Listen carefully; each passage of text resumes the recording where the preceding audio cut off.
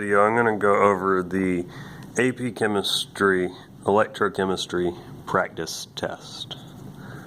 And I'm going to create an answer key in the process. Now, this first question, for a certain redox reaction, E is positive. If E is positive, that means it's thermodynamically favorable. It produces a voltage. And then all thermodynamically favorable reactions have a negative delta G, so it's not A or B. And if it's thermodynamically favorable, it favors products over reactants. So in your equilibrium expression, the products which are on the numerator are larger than the denominator, which is your reactants. So K is greater than 1. So the answer is C. For number 2, a steady current of 7.45 amperes is passed through an electrolytic cell containing a solution of nickel 2 iodide. The current is allowed to run for 22.6 minutes. How many grams of metallic nickel will plate out? Well, first of all, we need to figure out what reaction is happening. And in this reaction, we're taking nickel with a +2 charge. This is nickel 2 iodide. It's going to be reduced into solid nickel by gaining 2 electrons. Now, they give us amperes and they give us time. Now we know by looking at our reference tables that current equals charge in coulombs over time in seconds. And if you forget the units, they're conveniently written right here. Current is in amperes, charge is in coulombs, time is in seconds. So we're going to say that our current 7.45 amps equals the charge we don't know divided by time in seconds. Well, 22.6 minutes times 60 seconds is going to be 1,356 seconds. So Q equals, so we'll multiply those together, 10,102.2 coulombs. Now,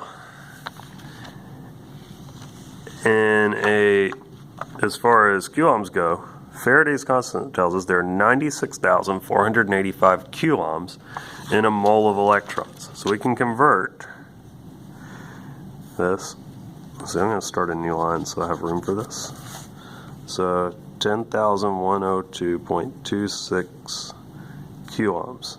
Now, the relationship is 96,485 coulombs is 1 mole of electrons. Then, for every 2 moles of electrons, we get 1 mole of nickel.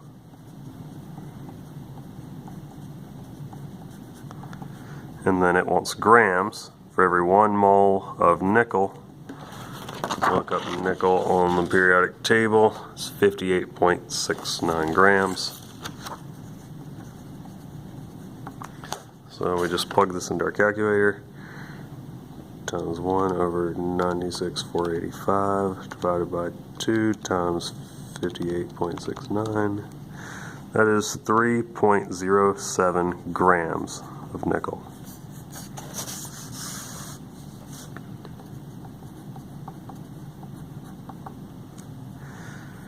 It says, what is the minimum voltage required to make this electrolytic cell operate? Well, we're not just reducing nickel. We are taking nickel and turning it into solid. We're taking nickel ions and turning it into solid nickel. We're also taking iodide and turning it into iodine by oxidizing it. And that's going to be that reaction, which happens to be these 2 reactions right here. Now, since this reaction right here is reversed, I'll change the sign of the voltage. That's negative 0.53 volts. And since our nickel is being reduced, that's just as written here on the standard reduction potentials. That's negative 0.25 volts.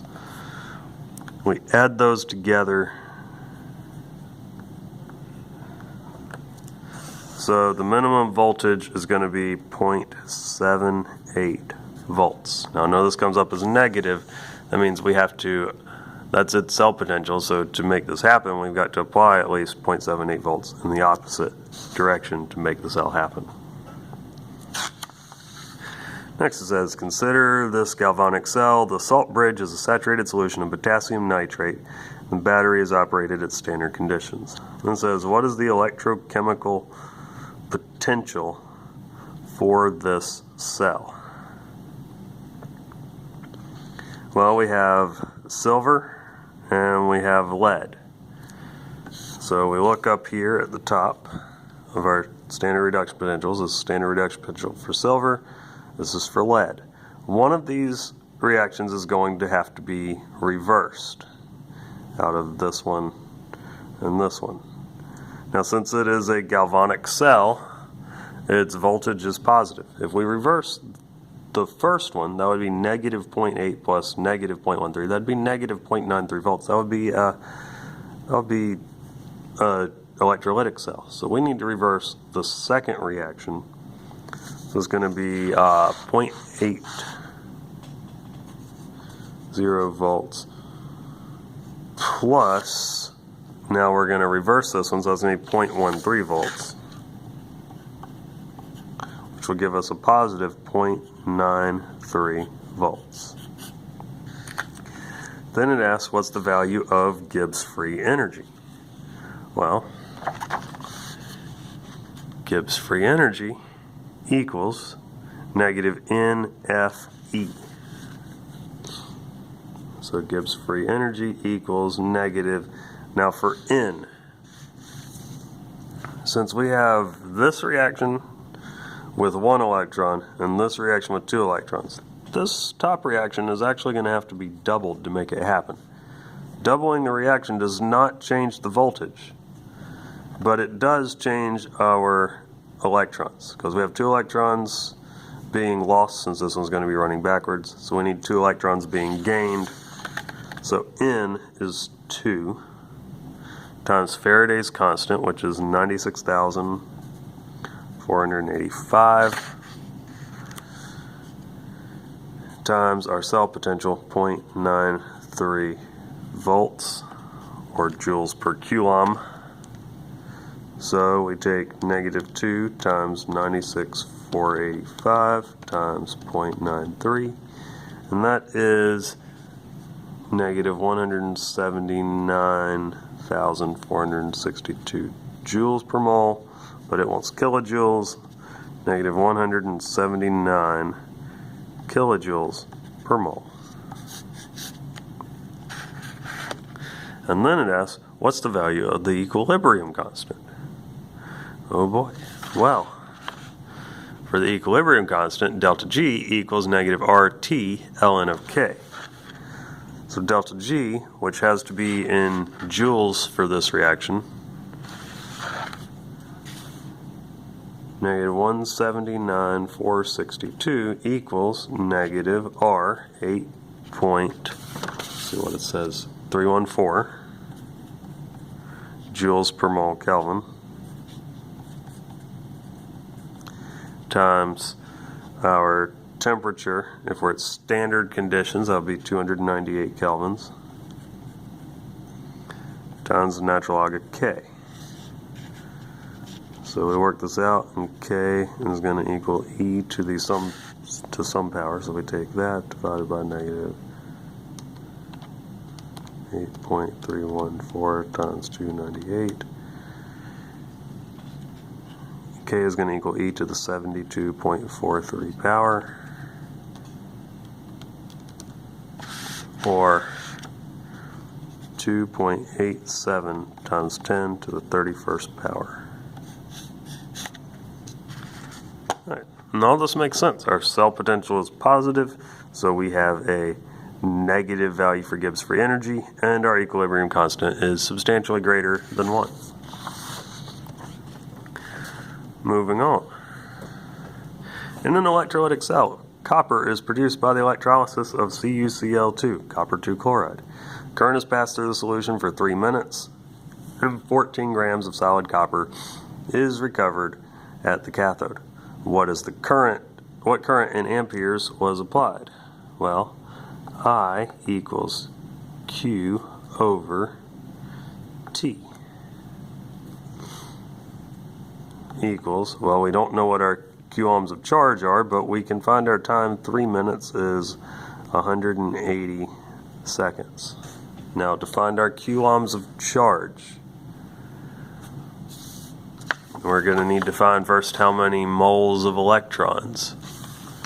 Well, if we're doing the reaction where copper plus 2 is gaining 2 electrons to form solid copper, we formed 14 grams of copper. Well, we'll look up the molar mass of copper on the periodic table, 63.55 grams of copper is 1 mole of copper. And then for every 1 mole of copper, we need 2 moles of electrons. And then for every 1 mole of electrons, it's 96,485 coulombs of charge, because that is Faraday's constant. So we do 14 times 1 over 63.55 times 2 times 96,485. And I'm getting our coulombs of charge are 42,511 coulombs. Plug that back into I equals Q over T. So we divide that by 180. And we get 236 amps. The next question we're asked is to write the equation for the half reaction that occurs at the anode. Well, cathode is positive, that's reduction, which is what was happening to copper. So we need to find out what was oxidized. Well, we know it's not copper being oxidized because that's being reduced, because it tells us that's being recovered. So we need something that's oxidized. Well, in a solution of aqueous copper 2 chloride, the only things we have in solution are copper with a +2 charge, chlorides with the -1 charge, and water. So now we need to go over to our chart of standard reduction potentials and figure out which of these reactions could possibly be happening. We already said that copper 2 is going to be reduced, but as far as being oxidized, for chlorides to be oxidized, this reaction has to run backwards because we don't have any chlorine gas. We've got Cl minuses in solution. This would be -1.36 volts. Or we could oxidize water at -1.23 volts. And when you're doing an electrolytic cell, as we are, you want the most positive voltage. So -1.36 or -1.23, the water is going to be what is oxidized. So the reaction is going to be this one backwards. So it's going to be 2H2O liquids forms oxygen gas plus 4 protons plus 4 electrons. There we go. Number 5. Consider the reaction represented above. All reactants and products are in their standard states. Solutions are 1 molar. The value of the equilibrium constant is 4.2 times 10 to the 17th. 25 degrees Celsius. Predict the sign of the standard cell potential for a galvanic cell. Explain your prediction. Well, if our equilibrium constant is greater than 1, that means it's thermodynamically favorable. So E is positive. If K is greater than 1, the reaction is thermodynamically favorable. So E must be positive. Make sure we connect the dots in our reasoning so that we have a logical statement. If the cell is allowed to operate for 15 minutes. What happens to the cell potential? Well, as the cell operates, generating electricity, it's going to start approaching equilibrium. So, as the cell operates, it begins to approach equilibrium, and at equilibrium, the cell potential is 0, because it stops producing voltage, so it stops operating. So, this excuse me, cell potential decreases as equilibrium is approached. Or you could say cell potential decreases because Q is increasing as we're getting more products. So cell potential decreases because Q increases as the cell operates. Then it says, how would the cell potential change if the reaction were carried out at 25 degrees Celsius with 0.1 molar magnesium nitrate and a 2 molar solution of strontium nitrate? Well, we can do a quick little calculation of Q. Q equals the concentration of products over reactants. We're going to ignore the solids in here. So it's going to be the concentration of the strontium solution, which is going to be 2, divided by the concentration of the magnesium solution, which is 0.1, and 2 divided by 0.1 is 20. Since Q is greater than 1, the cell potential is lower because we are getting closer to equilibrium than we would be at standard conditions. Now, number 6. Answer the following questions that refer to this galvanic cell as shown to the right. This galvanic cell has nickel and silver with a salt bridge. It says calculate the value of the cell potential. Well, let's look at our standard reduction potentials. Here's silver, here's nickel. One of these needs to run backwards. It's a galvanic cell, so we're going to reverse the second reaction. So our cell potential is going to be 0.80 plus 0.25, which is going to be 1.05 volts.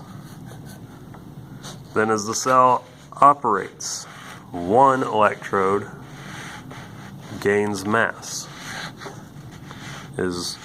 Identify the electrode.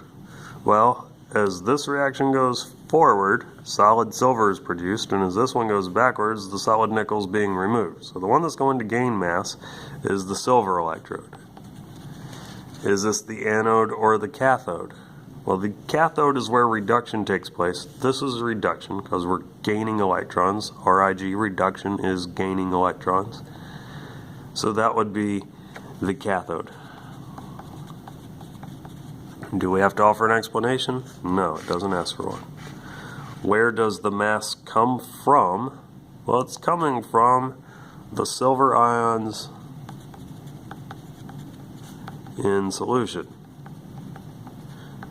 Although electrons are being gained, the mass of electrons is very insignificant. Electrons have essentially no mass relative to the mass of the silver ions that were floating around in solution that are gained on the electrode. Then it says draw an arrow representing the directions electrons flow. If we go back to this, silver is adding electrons, nickel is losing the electrons because this reaction runs backwards. So if nickel's losing electrons, silver's gaining them, the electrons are going that way, from the nickel to the silver. And then it says describe what's happening in the salt bridge. Well, On the silver side, we are removing positive charges, so we need to replace those positive charges. So the potassium ions, which are the positively charged ones, move to the silver cell, and the nitrate ions move to the nickel cell, because on the nickel side we are dumping positive nickel ions into solution because this reaction is running backwards. So we need to move nitrate ions into the side to counterbalance that. And there we go.